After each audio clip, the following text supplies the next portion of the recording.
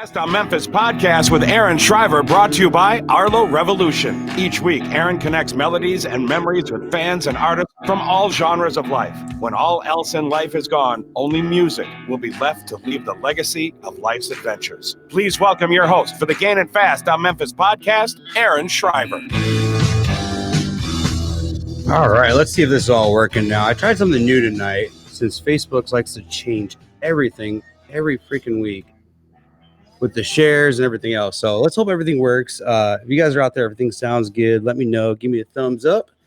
Let me know where you guys are from tonight. So if you guys can share the feed for me tonight, that'd be great. We'll see what's going on. But welcome to season 3 and episode 53 of the Gainin Fast on Memphis podcast, a place where we connect melodies and memories with both fans, artists, and this season, kind of some of the best and most interesting people in and around the music community.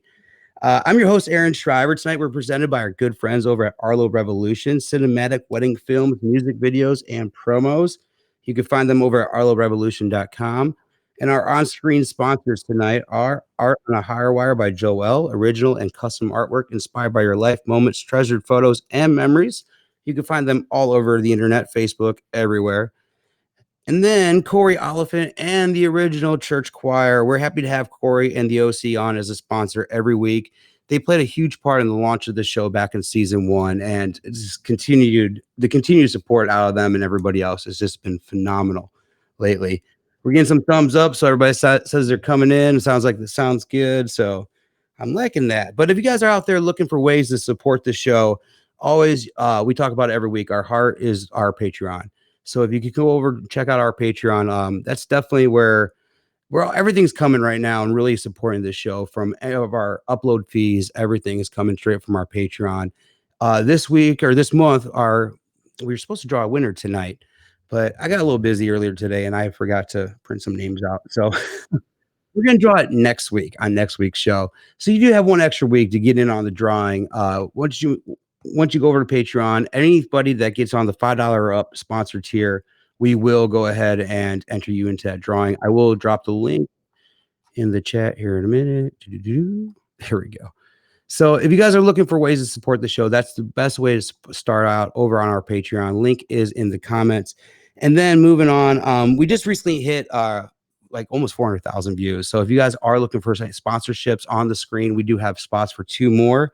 And then YouTube is going to be another big thing because Facebook is always changing and they're going to say they're going to change some other things. So we're trying to get some more subscribers over on our YouTube page and help build that up. But anywhere you can find the podcast, like, share, subscribe, anything you can do for us will help. We just recently did break the top 200 in Australia on music history, our music interview chart. So whoever's listening in Australia, totally hit me up. I'll find something cool to send you, but I want to know who this is. That who's over there listening in Australia, who's helping us out. But hit me up if you guys are hearing this in Australia right now and say hey. But let's see. I think everything else is good. But yeah, tonight's gonna be a fun show, guys. Like I already said, we forgot this damn printout, but oh well. But after this, we're gonna have a really cool after show because my live guest is coming back on for a few more songs, and there were some phenomenal songs. I'm gonna tell you, I had the hardest time ever just doing this rundown for the Tonight Show because this guy's phenomenal. You guys are going to see what I'm talking about here in just a few short minutes. But other than that, I need to give a huge shout out, and we do have to mourn the loss of Eddie Van Halen that we lost here shortly. Just found out a few hours ago. He is 65. We lost him to cancer, and it was around 1 or 2 o'clock this afternoon was when I found out. I think my guest just found out too. I think I just heard his reaction. But yeah, it's definitely a huge loss to the music world. Something that is going to come down and affect everybody. I think all genres of music. Someone has listened to a Van Halen song or had an inspiration from Eddie Van Halen. So big loss to the music community today. But Eddie Van Halen, one of the greats. And then my last topic before we get on, this past weekend, I finally got some live music again. But I got to go down to Lynchburg, Tennessee. I was down there for a few days, did a few fun things. But Sunday night, I traveled over to their music fest and saw Kit Moore. Who else was there? Tyler Farr. I think Lewis and Lee Bryce came on as a special guest during Nick Norman's set. But an amazing, amazing time. It was just fun to be able to learn live music again.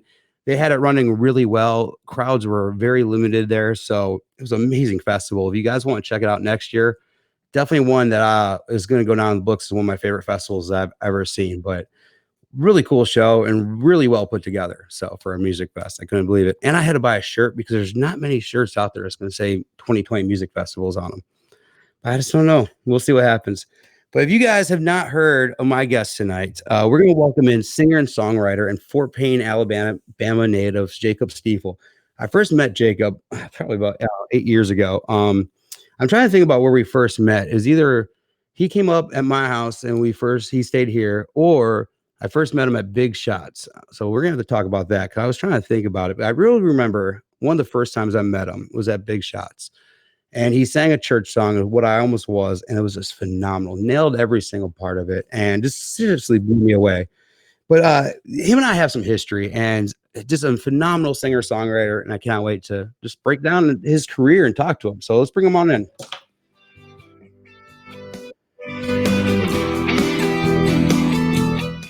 What's up, buddy? You're too kind, man. Oh, man, never. Come on. You deserve every bit of it, though, man. You've been a warrior in the Southern rock world, and it's just been phenomenal. And ever since I started this podcast, dude, you've been one of the ones I'm like, I got to have Jacob on because we've been trying to work it out for a while. Yeah, you've been busy, man. You're back. You got back on the road for a little bit, huh? Well, it's it's been one of those years. I got to play a few shows at the beginning of the year, and then all hell broke loose, and I decided that I guess I'm going to start doing some handyman work. So I've been doing some odds and end handyman and construction and working on.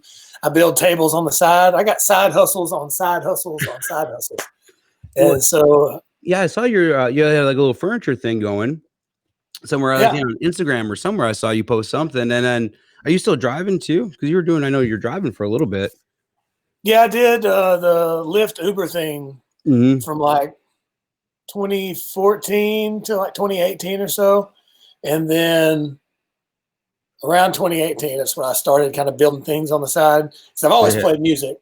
Yeah. But I also, anybody in the art world knows that you also have to, most of the time, have some kind of a side hustle. Yeah. And so I drove for Lyft part of the time, and then I started kind of building some things here and there. And I still do some builds. And I also do some handyman work and a little bit of this. I actually started playing bass, and around 2018, I started playing guitar and harmonica and bass for other artists, kind of on top of my own thing. And so that's been the last couple of years has been a lot of that while still doing some of my own stuff. So you're staying busy. That is for sure. Yeah, absolutely. Yep. I've got a little gift that I send to people, and it's this guy that's spinning plates. You know, the like old circus act or whatever, where they spin plates on top of sticks. He's got like 6 or 8 going at one time. Yep. That's how I like to do it. That sounds like you, man. You've always been one of the hardest workers and one of the busiest people I've known, though, ever since I first met you. Do you remember where we first met? Was it Big Shots, or were you on tour up here? The first place it could have been Big Shots, but I'm gonna be honest with you. A lot of the nights at Big Shots are not the clearest in my memory. The first time I remember hanging out with you was when we came up and played the birthday party in your backyard. And that was. And I think I remember that the most because there's video evidence. Yes, there is some video evidence out there. Some of it I might have to take down eventually. But we'll see. It was a fun night. It was you, Lewis. Oh man, my buddy Matt Meyer was out here playing that night. But I want to go back to when you first kind of really learned you liked or loved music, dude. When was your first recollection of music coming from Alabama, dude? Because it's already rich history down there. Probably the first time I remember anything about music is I remember my mom in the mornings, like on Saturday mornings, I'd wake up and she'd be cleaning the house and doing dishes and whatnot. And excuse me, she'd have Willie Nelson albums playing on the record player. And I can remember her dancing with me to the Red-Headed Stranger album. And that's probably my first vivid memory of something to do with music. And then it's just always been there. It's always been like, what's going on in my life? And then there was music happening in my head around what I was doing. I can remember going to my granny's after school in like kindergarten, first, second grade. She'd be doing stuff around the house and have cassette tapes playing. And it'd be Elvis and Johnny Cash and Carl Perkins and Little Richard and that kind of stuff. And so that was there. And that's when I became a big Elvis fan. And so it was just kind of kept on from there and has never stopped. So when did you first come to Nashville? I mean, because you went to Alabama. What did you study in Alabama? Civil engineering. Damn, dude, you end up in music. Yeah. Funny story. When my intro to engineering class, our professor said, I want to show y'all something. He said, anybody in here that plays a musical instrument, I want you to raise your hand. And over 2/3 of the class raised their hand. And he said, there's a strong correlation between engineer, mathematics minded people and being proficient at musical instruments. Something to do with, I don't know, the brain. I don't know about the brain. That's I know about cool, music. Man. That is really neat. Yeah, but so I started taking guitar lessons when I was around 10 or so, and pretty much just played for my buddies throughout high school. And then when I went to college, started playing in bars and frat parties. And then after college, it was like I had the civil engineering degree, but what I really wanted to do was play music. And so I moved up here about a month after I graduated college, and I think I've yet to have a civil engineering job. I think I just probably missed you because we moved down. Well, actually, we moved away from Mississippi in 2009, and I think that's probably when you probably started playing like little bars. Like you probably were playing like, what was that one, Jupiter in Tuscaloosa? Yep, I played Jupiter a couple of times. You ever played like Rick's Cafe in Starkville? I think I played there once. That was like my favorite bar, dude, back in the day when I was down there. But we left around 2009. I thought that's probably around, because when did you go to Nashville? It was 2009. Was it? Summer So, yeah. We both left the area at the same time then. So I probably just missed you around that area. But yeah, another thing I would do want to throw out there before we jump into this, if you guys are seeing these pictures I'm throwing up, this picture with Jacob over here by Lukenbach, Texas. Look at the transformation this guy has had over the years. And that's what I'm saying. He's the hardest working both on himself and on his career, because you seriously, honestly, man, you look phenomenal.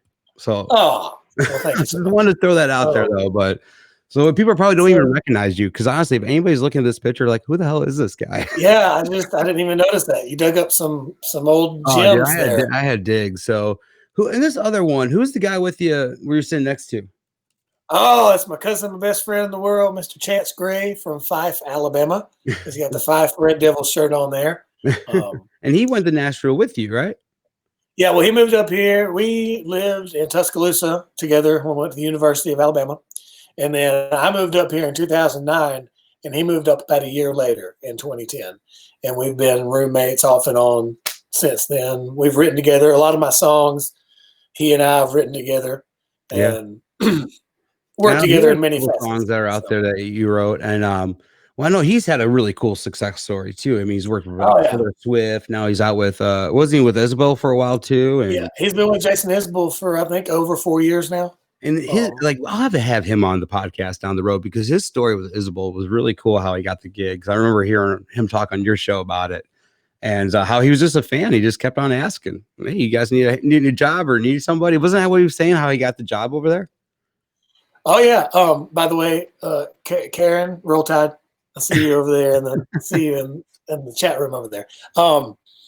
Yeah, not yet. I mean, it's amazing what you can get when you just go out and ask for it. But he went to an Isbell show, and he said, if I could work with one artist or band in the world, this is who I'd want to work with. And he went and noticed that they could use a merchandise representative. And that's what he was doing for a while, right?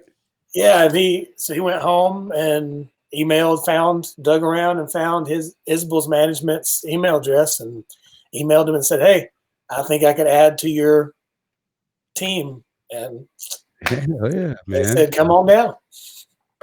That is phenomenal, though, man. It's because you never know. It's kind of like you and I mean, we'll get into that in a little bit, but we both, you kind of got me into the podcast game, just listening to your podcast. But I know we were talking about it. You never know, like, who you can land on a show or anything else. And I mean, what's the worst they're going to say? Is no, or just ignore you? Yeah. So, yeah. I mean, why not? Why not ask? Yeah, for that's sure. how I landed Tommy Chong. I'm like, hey, I'm just going to shoot over an email and just ask and see what they say. And next thing I know, he emailed me back. I'm like, what? What's going on? Did he email you back himself? He emailed me back personally, and all I do, yeah, he emailed me back himself, and then gave me his business manager's email. That's great. Like, this is funny. This guy's he's working hard too, but it's gonna be a great chat with him in December. I cannot wait. But dude, let's get back to you, man. We got on the Chance, we got on the Tommy. We gotta get back to you though. So when you first got to Nashville in 2009, I mean, you were probably just kind of up and going, but you got the job at Big Shots for a while, and you're at Big Shots, what, 2-3 years? You're saying, or? Yeah, man. I moved to town really to just be a guitar player. I wanted to play guitar. I wanted to play music. I had no huge aspirations for anything. I was 21. I was like, hey, I'm going to go play music and see if I can make some money and not have to get a real job. And so I was successful in doing that, all of those things. And I started playing some acoustic shows here and there and ended up fronting a band on like a Thursday afternoon, and then moved to Friday and Saturday nights. I ended up having the Friday and Saturday night, like 10 o'clock main shift for a couple of years, and until I started recording my first CD. And then which was your self-titled one in what, 2012?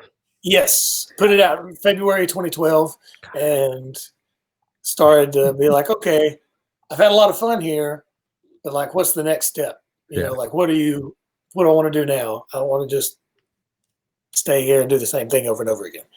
And so that's when I started booking shows. I think that it was around that time that I came up and played the birthday party. Yeah, because that would have been my 30th, 82. Yeah, that went 2012. Yep, June of 2012. Yeah, so that was right after I think I played my first road gig as Jacob Stiefel, April of 2012. Nice. So, yeah. That is really cool. Yeah, because you guys came up and played. I think you guys played, Duke's. But I think this was the Friday night before mine. You played Duke's, and then the next night was at my place. Yeah, with Lewis. Yeah, that was a good guy. Man, you pulling out the college pictures now. Look at that. I had to find some good ones, man, for you. So I told you I like to span your whole career and just where you kind of where you came from. But going back to Alabama, dude, growing up with all that music around you, were you ever intimidated to get into music at all because you were around so many greats that came from that state? No, man. Honestly, I didn't realize it's like when you grow up. I don't know, like when people grow up in Nashville and they don't realize like how great Nashville is. Yeah, that's true. I grew up and like the group Alabama is from my hometown. It was Randy Owen. His daughter was Randa Owen, who was 2 years behind me in school. We played on the same t-ball team. It was like it didn't register to me probably till college. They played an Alabama song at a football game, and everybody was singing along. I was like, "Oh, y'all know these songs too? Huh, how about that?" But no, man, it's just kind of it was just there. It was always around, and it was always there. There were people, whether it was at church singings or talent shows, or I remember at Christmas time, this old guy that would walk around Fort Payne with his guitar and singing Christmas songs to everybody, kind of like a traveling minstrel. It was just that is so cool. There, yeah. And you do a Christmas show in Fort Payne every year now, still, right? Yes, and actually, I was just thinking a couple of days ago, I got to start planning that. I think I've done one the last 5 or 6 years, something like that. That is so cool. Man. So yeah, I got to start figuring out with the year of madness. I got to figure out what I can do and how many people can come do it with me. Yeah, it's been a crazy, insane year. So, especially to see how all the regulations were. I was kind of surprised to see how many people were in this music fest over the weekend, but it was a great time. Yeah, you ran it real well. Cool. Yeah, it was really Eddie fun, Van Halen. Wait a minute. Wait. I found out. I had no idea. Like 2 hours before I went live, I went on Facebook and saw. But yeah, Eddie Van Halen passed away today. Cancer. Man, 65 and dude, it's just so wild and just I was thrown off too. What was your favorite Van Halen song? I was sanding wood all day today. I had no idea. I haven't looked at the news feeds. My favorite Van Halen song. Funny story. I'll tell you. So Panama, I used to think that said "had enough." Oh man! So I thought it said "had enough," but that doesn't make any sense when you think about the song. But no. But hey, it's kind of funny. I had a buddy once think Eric Church's "Creeping" said "grapevine." The way his playing is, he's like creeping. He's like grapevine. It's weird how the ear will hear things. Mm-hmm. What was that one that Laurel or whatever else that thing that came out a couple years ago? There were people who would listen to it, and some would hear it one way, and some would hear it the other way. Oh yeah, there's always weird things. It's kind of like the blue dress or the whatever it was, gold dress, blue dress, whatever. I don't care, but I don't know. Hot for Teacher was always a good one. Hell yeah! I like the stereotypical cliche Van Halen songs. Oh yeah, there's always some really good ones. I know. I think my wife's cousin's huge Van Halen fan. I remember them paying. I can't talk tonight. Playing Van Halen at their wedding, like on repeat. It was just like the wedding of Van Halen. It was amazing. So, but yeah, man. So coming from Alabama, and you just kind of growing up there, didn't really know. It really didn't catch on until you started hearing it at football games. When then you got to Nashville, and did you feel like you had big shoes to fill? Like saying, "Hey, I come from Fort Payne, Alabama. I mean, here I am." Because I've seen you, and no one else has seen you live. You live up to those Southern Rock shoes, man. You guys jam live. Probably one of the better live bands I've ever seen. But did you feel that way? Did you feel like you had to kind of come and hit Nashville hard when you first came to town? No, I mean, it sounds cheesy to say. I really just love playing music. I just love the connection that happens between when you and the band are feeling it and you're in click with each other, and then everybody in the crowd's feeling it and they're in with you. Nothing else matters. The world, the politics and everything else that's going on disappears. Everybody's just there enjoying what's going on. And so that's always what I enjoyed about it. And I never thought like, ooh, I gotta, so-and-so's from Alabama, I guess I better do this or whatever. Like you just played what felt right. What felt good to you? Yeah. I heard somebody talking the other day about finding your thing, like finding what your passion is, whether it's building tables or playing guitar or whether it's making jewelry or coaching volleyball or whatever it is, finding your thing, because there's so many people out there that don't know what their thing is. There's people that are 30, 40, 50 years old and they just go to their job and they work and that's fine. And they're not unhappy, but they don't know their thing. They just never found it. And I heard somebody talking about that, and it really hit me how lucky I am. Whether I'm not rich by any means, but I've been so lucky in my life to have lived to 33 years of age and been able to, for the most part, earn my living doing what I love to do. Like, absolutely, hands down, my favorite thing in the world to do is get on a stage and play music for people who are there, and everybody's in. Like, people want to be there, people want to hear what you're doing, you want to give them something, and it's all, That's phenomenal. Pulled my headphone out. Oh, did you? What's up? Yep. Yeah, that happens every now and then. At least you brought them. A lot of people don't even bring headphones. They're like, whatever, we'll roll with the punches. Which you did all your podcasts live in studio, right? Yeah, I've got I've got a studio above my garage, but it's a mess right now. And so I'm actually in my bedroom right now, sitting against a blank ceiling or a blank wall. That's how 2020 is, just a mess. Yeah, exactly. My office studio is 2020 reincarnated right now. So you started the podcast. What was it 2017, 2018? You started the podcast. 2017. 2017. Yeah. So what drove you to starting a podcast? Man, it was I think I was standing around talking with Chance and some guys, and we were just we always have live talk whether we're having some drinks or we're having coffee or whatever. We just like talking about life and philosophizing to some degree. And we were doing that one day, and I said, man, we ought to just record this and put it out as a podcast. Maybe somebody'd like to listen to it. And because like that was the initial thought, but it was kind of a joke, kind of not a joke.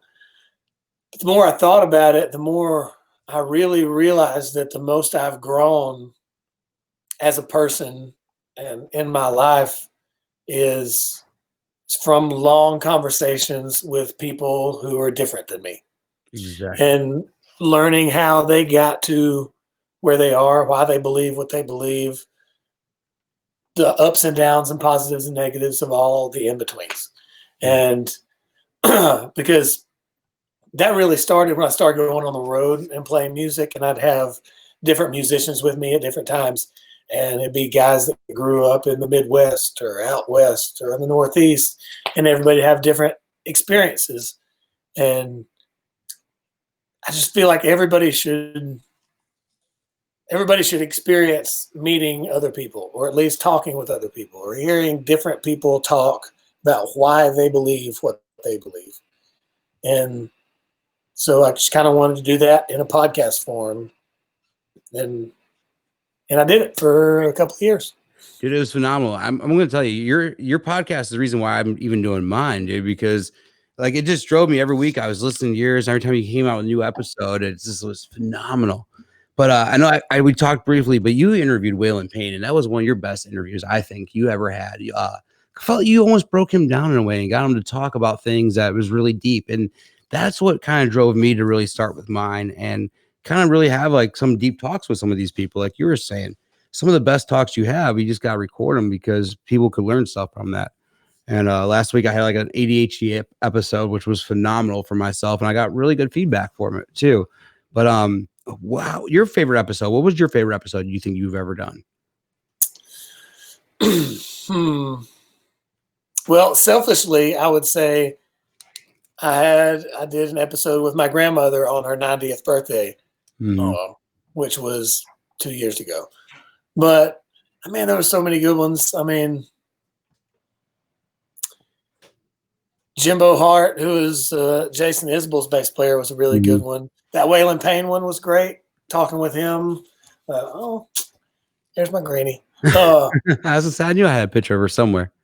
Man, there were so many good ones. It'd be hard to pick. I'd have to sit down and look. But the Hallie and Jerry Phillips one, Hallie and Jerry Phillips are two of the greatest people in the world. Oh yeah. And so Jerry's dad, Sam Phillips, was of course who discovered Elvis and Johnny Cash and Jerry Lee Lewis and all those guys. And just getting to sit down and talk with them, whether I'm recording it or not, is always a pleasure. And so that was one of my favorites. I don't know. I could sit here and talk about all of them. It was definitely. I mean, I would like to maybe do some more episodes in the future. I haven't. It's still operating and still a thing. Yeah. But it's definitely one of the cooler and better things that I've been able to be a part of and do. I used to love it, man. At my last job, I would just throw it in. I was able to listen to music while I was doing it because I was cleaning a damn theater all day. But I'm glad I got out of that place. But I would be able to sit there and just listen and just learn so much and learn about so many. One of the coolest people I learned about was Ben Danaher, and I started listening to him after that. Yeah. And since then, I've gotten to see him, I think, twice now, opening for Aaron Lewis. And man, dude, that guy stole me on your show, and then I started listening to him. And I think some of the songs he did on your show was amazing. But going back to Waylon Payne, he did that, I think, Superman song on your show. And I was so hoping that'd be on his. I can't remember. Dude, you got to go back and listen to it. I was hoping it would be on his recent album that just came out, but it wasn't. But that was a phenomenal song that he did. So. It was so cool talking with him. Like he just sat there. So first off, he brought his dog, Petey. Yeah. And he just sat there. He brought his guitar, and he just sat there with his guitar the whole time. which was cool. It's fine with me. I sit around with my guitar all the time. It's sitting right here. Yeah. But he would just like randomly in between topics, just kind of strum a little bit, play a little bit, and then we'd go back to talking about whatever. It was really cool. I enjoyed that talk. That's neat. Yeah, I'm gonna once touring starts up again, I really want to start doing some more in studio interviews. I think so. Like when people are passing through Chicago or whatever, have them over. And yeah, for sure. I mean, this is cool. This is cool, and I'm happy to do it. Yeah, but it's always better in person. It's better when you get the drinks going or something, and just talking, man. You get deep into those talks. Yeah, well, I mean, that's how we were meant to be to interact. Yeah. This is great. I don't mean to downplay this, but humans were meant to feed off of the energy that we have in the room, and the back and forth. So I would love to come sit in the studio with you sometime. Oh yeah, we're gonna have you back up here, dude. That's for sure. I already told my wife. I said, hey, you do a good 30th, but I'm 2 years away from 40, so we got to start working on that. The 10-year anniversary. Let's do it. Maybe the Harvard needs a little more of the truth. Well, we'll have to talk a story before we get into the next segment, though. We'll have to talk a little bit about that party because that was fun stuff. That was I think I actually shared one of the stories. I had Noble on a couple weeks ago, and I had him on, and we're talking about you a little bit. But after your self-debuted or your self-titled EP you put out this one a year later, Volume 2. Which honestly, dude, all your albums have showed nothing but growth. And I think Volume 2, dude, has been amazing. One of my favorites. But then you jumped into the Memphis sessions. You interviewed Phillips, it was the son and daughter, but you recorded the Memphis sessions at their studio or their dad's studio, right? Oh yeah. Sam Phillips recording service in Memphis, Tennessee. Definitely one of the best weeks of my life. You got to tell me about it. I got to hear about this because that is phenomenal that you got to It's like, it was like walking into a time machine to like 1970. And the inside is exactly how it was in the 70s when they kind of shut it down. I mean, it was still operating throughout the 80s some, and really kind of shut it down in the 90s at some point.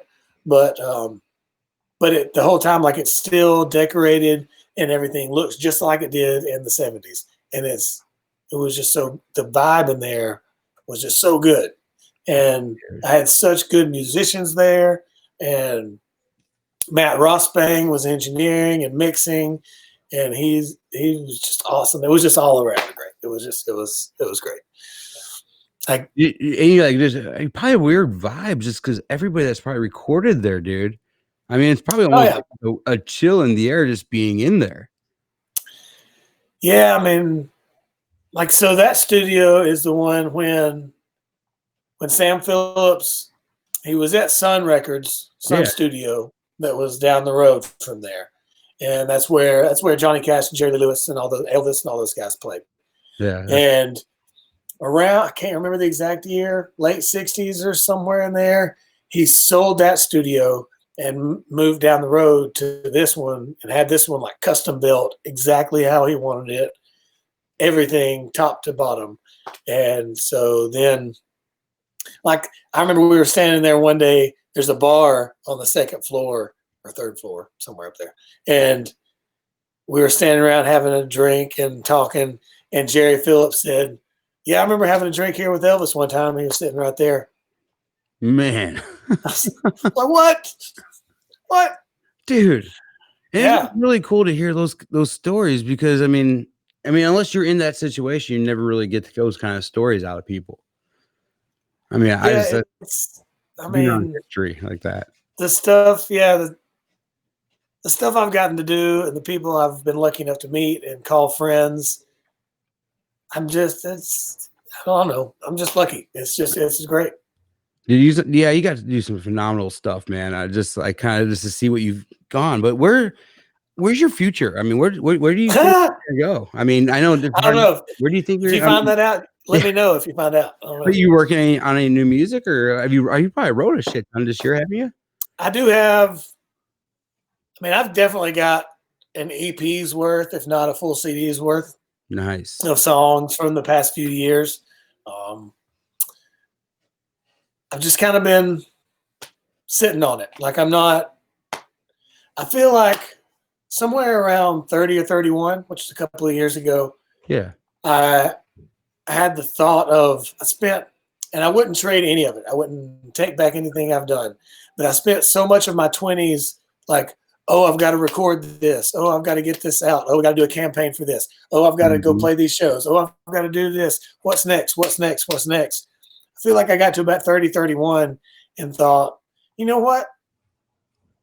I've done awesome things. I'm going to do more awesome things, but maybe I just want to kind of live for a little while and just go hiking when I want to, not be so concerned about, okay, this October I've got to do this. So that means in July I've got to do this. So that means in March I've got to do this. And then you lose track of enjoying the now, what you're in, where I am sitting right now. And so that's kind of what I've been doing the last couple of years. Right. I'm still writing. I'll always be making music and creating, and plan to at some point in the future put out another CD, but maybe next year, maybe 2 years. I don't know. Yeah. I like that, man, because you're not in a hurry. It just go at your own pace. I mean, that's what you need to do. Just go at your own pace, because if you hurry, it's not going to be any music you want to put out. I mean, that's how I feel. Like I kind of compare it to way Churchton does it, to kind of say like Luke Bryan or someone.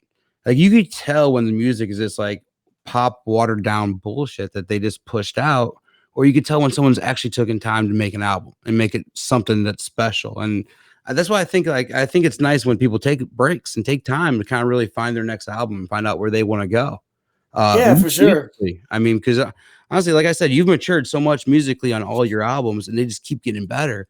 And like I always like to see where you go next. That's why I wanted to ask, like, where are you headed to? But can't wait. Yeah, man. I just, I got nothing against.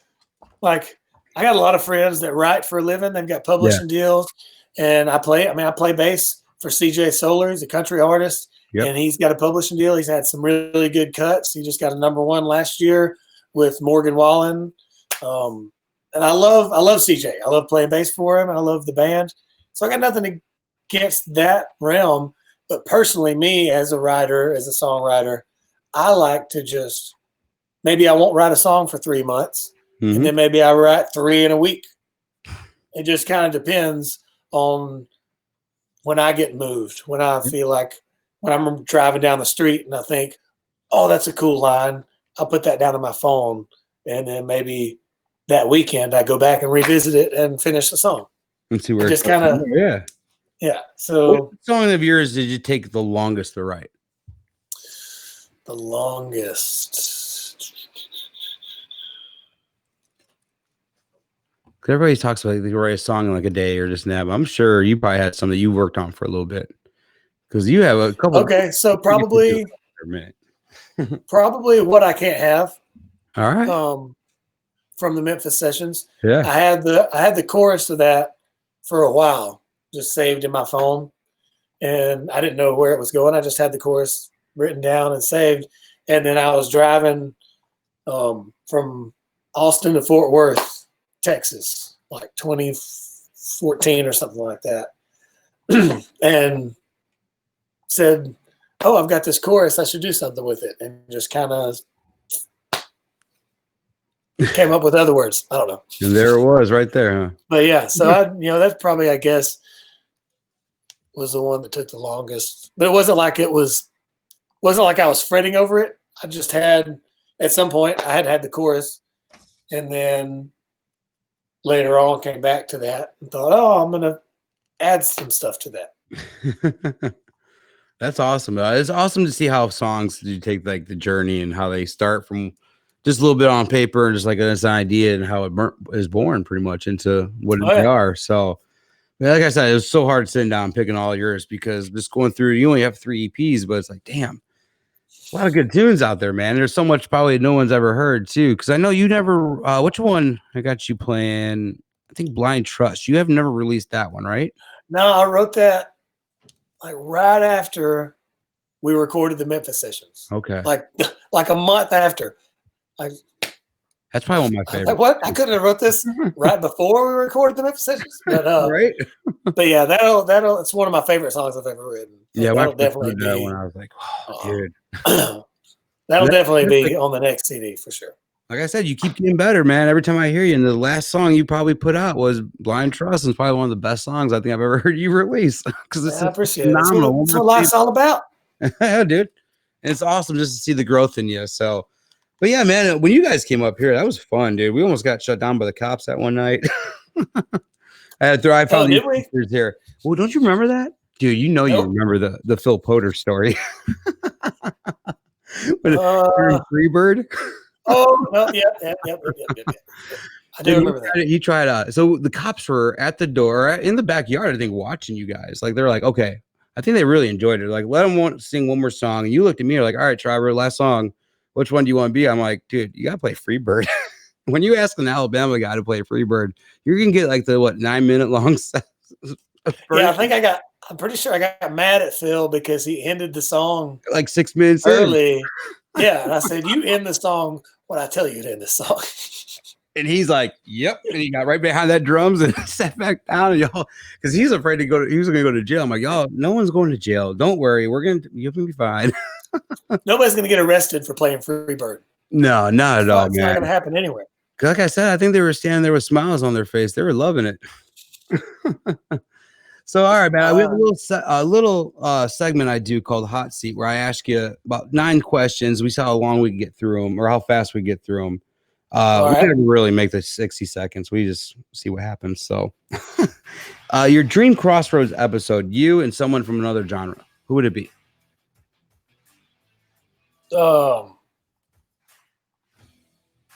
Norah Jones. Ooh, that's good, dude. That's a good one. All right, first cassette tape you ever owned? Billy Ray Cyrus. Break Your Heart. Nice, dude. What's your hometown famous for? Probably the group Alabama. I was say you probably already answered that earlier. Your biggest pet peeve? Inconsiderateness. Ooh, I like that. Your first job? Okay, I was one summer during high school, I was a cattle prodder at the local cattle auction. Nice. Your favorite vehicle you ever owned? Oh, it's my current vehicle, 2010 F-150 Lariat. Ooh. I love that truck. Does she have a name? Kenny Rogers. Nice, dude. I know your van used to be Vanna White. Yes. So that's cool. Yeah. You get to see, Vanna White, then into Kenny Rogers. I like that. Your favorite Halloween costume you ever wore? Well, in kindergarten, I dressed as Batman, but the outfit just consisted of a Batman t-shirt and a bath towel wrapped around my neck with a clothespin holding it. Hey, that works. I mean, that's an awesome outfit. You can't go wrong with that one. All right, dude. 2 more, and we're gonna ask real quick. One song you wish you wrote? A Song for You by Leon Russell. Oh, that'd be a good one. And then the last one, an item that's still on your bucket list.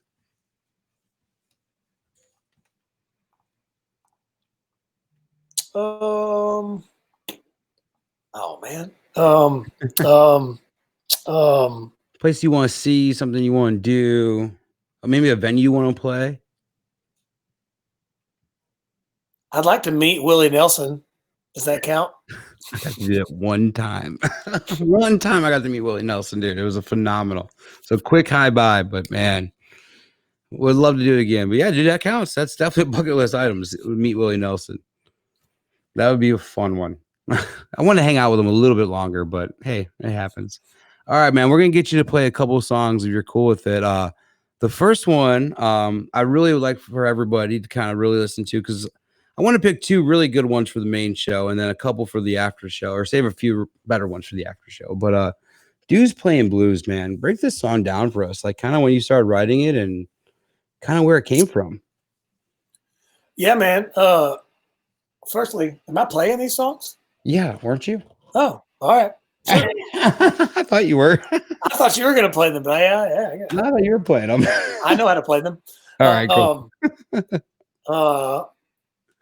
Deuce Payne Blues we wrote in a hotel room just outside of Cincinnati, Ohio. And Chance and my cousin Chance and I wrote that song. I played a birthday party that evening, and I don't remember what I made, but it was not much, I'm sure. Yeah. I'm sure somebody said, "Hey, will you come play my birthday party?" And I said, "Yeah, sure." And didn't even, I probably made a couple $100 or something, But so we just wrote it about trying to, do the thing. And that's kind of what it's about. Let's see if I can do this without a capo. Do you need a minute to grab one? Is that all right? Can I run the other room? Yeah, dude, yeah. I'm sorry. I thought you do, but it's all good. That's all good. Yeah, all good. I'll be right back. Yeah, go ahead. Yeah, guys. So Deuce Playing Blues is honestly when I first heard that one of my favorites by Jacob, dude. When you guys start hearing this song, it's really cool because it breaks down this kind of life as a musician and just kind of just being out there and playing live shows or playing for tips. When I first saw Jacob, one of the first times was Big Shots, and he was just playing for tips. I think I threw $10 down, like, "Hey, what church tune do you know?" So it's really cool, like, to hear these songs and see these songs like progress, like I was talking earlier. And Deuce playing. I can't even talk tonight. It was a long weekend, guys. I struggled. I came home with a little bit of a cold. I didn't bring a hoodie with me to Tennessee, which I didn't think I needed to this time of year, but apparently you did. So I was battling a cold all day today and feel a little better tonight. But Deuce Playing Blues. I can't wait till he. Yeah, there he goes. He's back now. Wait till you guys hear this one. You guys are really gonna like this. I'm back. Let me get my headphone. All right, y'all good. I was just telling everybody about the song a little bit. You're back. All right. Yeah, we were just talking a little bit about the song and whatnot, setting it up a little bit for you. Well, all right, I'm gonna go off. Can you hear the guitar? Yeah, it is. Sounds great. All right, I got a guitar pick over here. Hold on.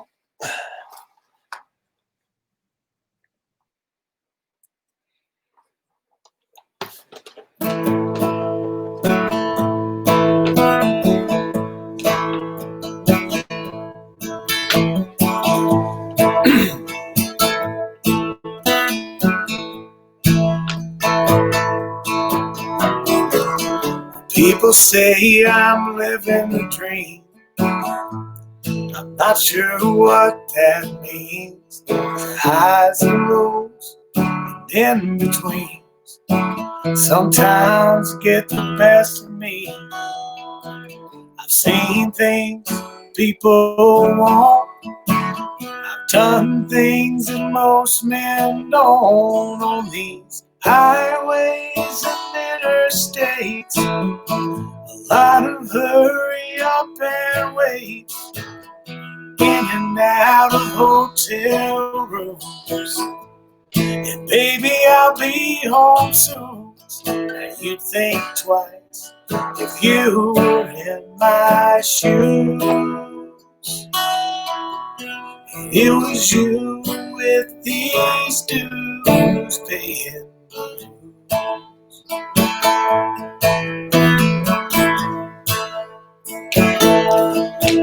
I've got pictures where I've been, things I may not see again, folks I've met along my way. Some I keep, most I trade. I make enough to barely survive. I'm getting by on these highways and interstates. A lot of hurry up and wait, in and out of hotel rooms. And baby, I'll be home soon. And you'd think twice if you were in my shoes.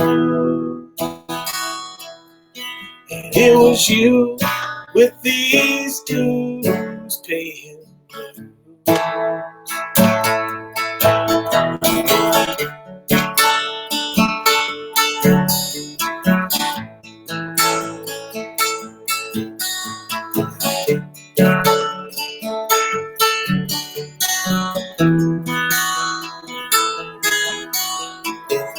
No matter how long the day, I wouldn't live any other way than these highways and interstates. Well, I don't hurry up and wait, getting out of hotel rooms. And baby, I'll be home soon. Make you think twice if you were in my shoes. And it was you with these dues paying.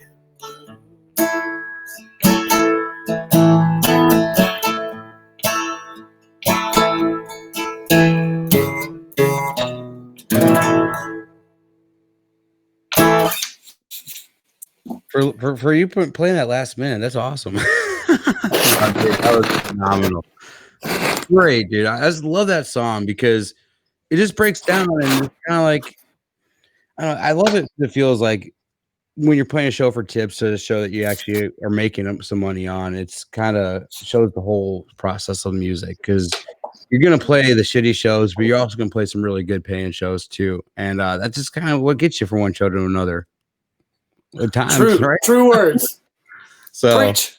But I know, man. I like it was pretty cool. Like one of the first times I know when you guys were come through here, we used to put you guys up, and I mean anything helped you guys on the road because if you saved a few bucks on a hotel room and got to eat a nice home cooked meal or something, it was kind of nice being on the road, and that's something we always absolutely for you every time you guys were up this way.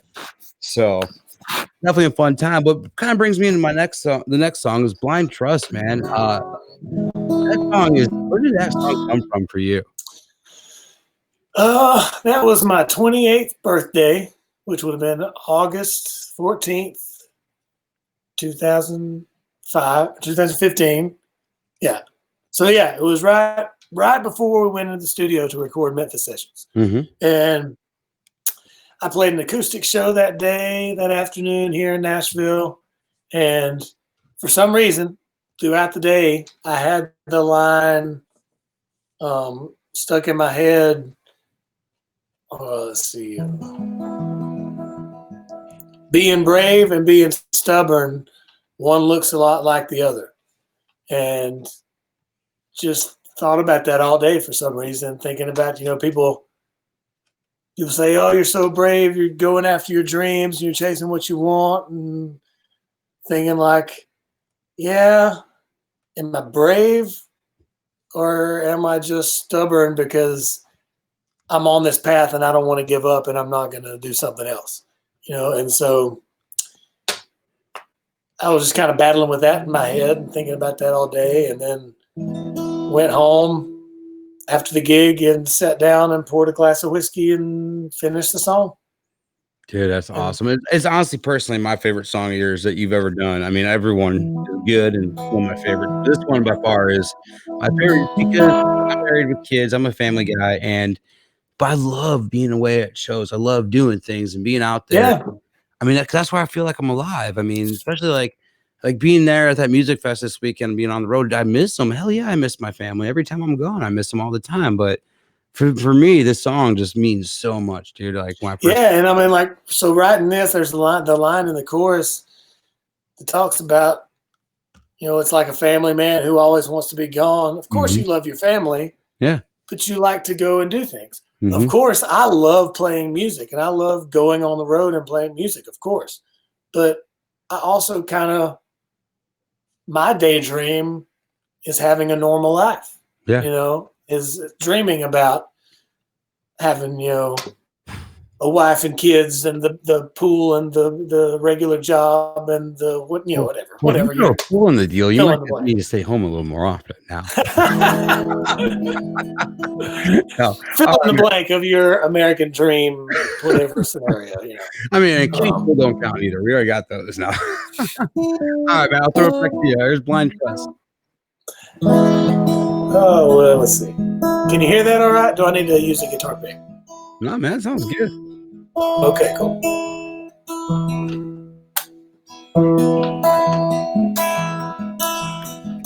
I don't have my harmonicas up here with me, but I'll make do.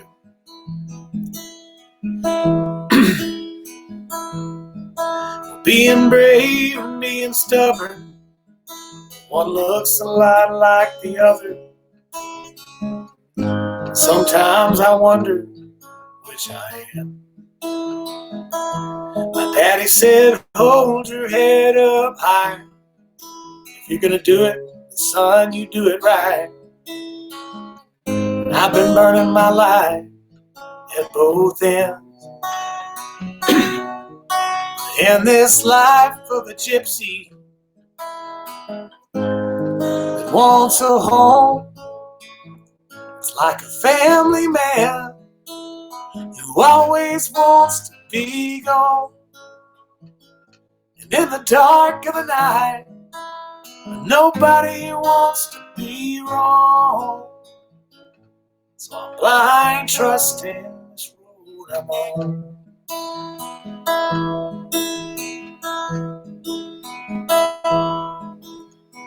Now the others found their place. Yeah, they're numbered parking spaces. But I'm weeks and days away from them. Now I love what I do. Yeah, I wouldn't lie to you. Sometimes I do give in to this life of a gypsy who wants a home. It's like a family man who always wants to be gone. And in the dark of the night, nobody wants to turn wrong. So I'm blind trusting this road I'm on.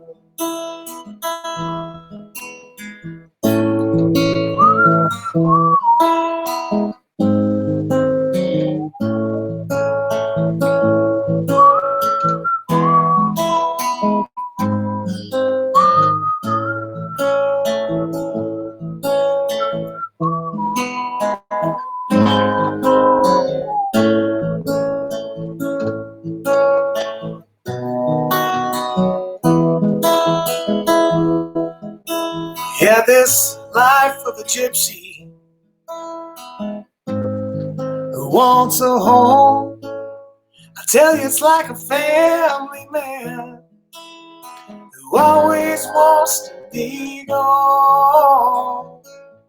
In the dark of the night, nobody wants to turn wrong.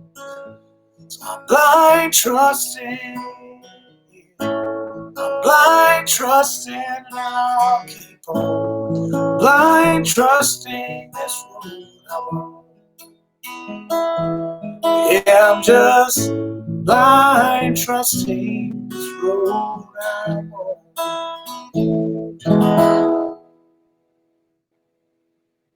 Man, do I love that one. I just love that. Me too. Dude, and it's just, it's your song, dude. That's because it's what you just explained tonight. It's kind of like where you're at right now in your career. You're blind trusting where you're going to go next. You don't know it'll be next year or 2 years from now when you have another album. You're just living, you're having fun, you're being normal. And you gotta be you, man. When just, it's time, it's time to record, you'll do it. I love it. Yep.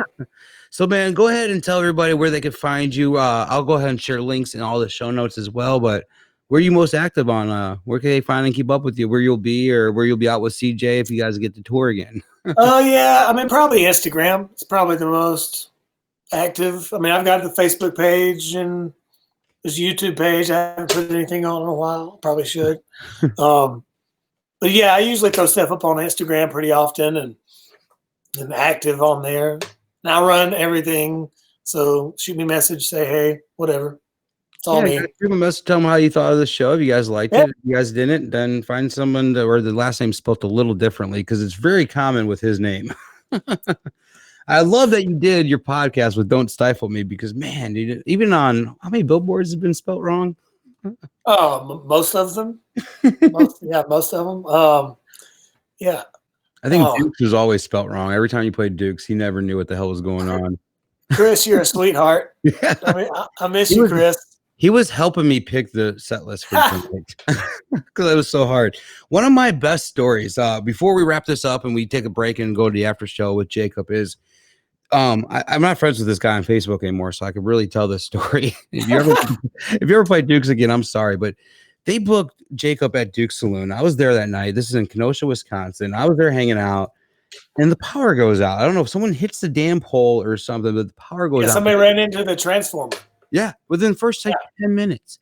And you guys, I think I had my wife grab a guitar off the wall and run another acoustic up there because you guys only had one acoustic. And you guys ended up playing a couple acoustic songs and playing. And then when the power came back on around midnight or whatever, you guys played full band for like the last 90 minutes and totally kicked ass and rocked it out. So I'm sitting there at the end, all the lights are on, everybody's gone. And this guy, I want to say a different name, but walks up to Jacob, goes to pays him for half a show, or not even barely a show.